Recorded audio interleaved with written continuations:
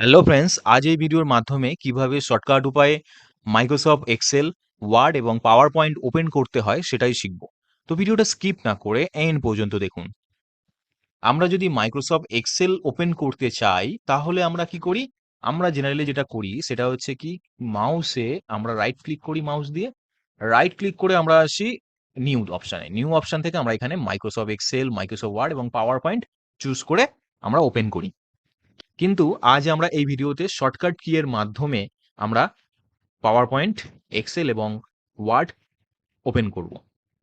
তো প্রথমেই আমরা এক্সেল ওপেন করব। এক্সেল ওপেন করার জন্য আমরা কিবোর্ড থেকে প্রেস করব কন্ট্রোল শিফট উইন্ডোজ অল্ট আর এক্স।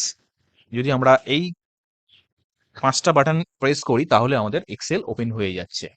দেখুন আমাদের এক্সেল ওপেন হয়ে যাচ্ছে। এবারে হচ্ছে আমরা মাইক্রোসফট ওয়ার্ড কিভাবে শর্টকাট উপায়ে আমরা ওপেন করতে পারি। তো চলুন সেটাই দেখি।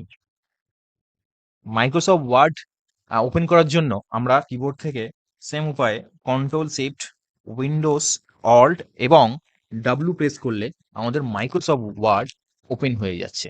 দেখুন, এবার আমরা শর্টকাট কি এর মাধ্যমে পাওয়ার পয়েন্ট ওপেন করা শিখব। পাওয়ার পয়েন্ট ওপেন করার জন্য আমরা সেম উপায়ে control shift windows button alt এবং পি যদি প্রেস করি, কিবোর্ড থেকে পি প্রেস করলে আমাদের পাওয়ার পয়েন্ট ওপেন হয়ে যাচ্ছে। পাওয়ার পয়েন্ট ওপেন হয়ে যাচ্ছে।